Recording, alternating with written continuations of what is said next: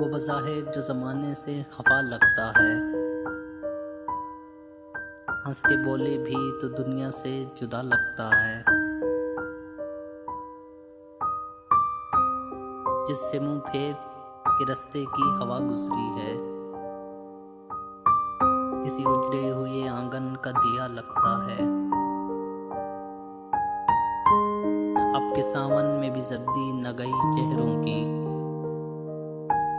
ऐसे मौसम में तो जंगल भी हरा लगता है। शहर की भीड़ में खुलते हैं कहाँ उसके नकुश, आओ तन्हाई में सोचें कि वो क्या लगता है।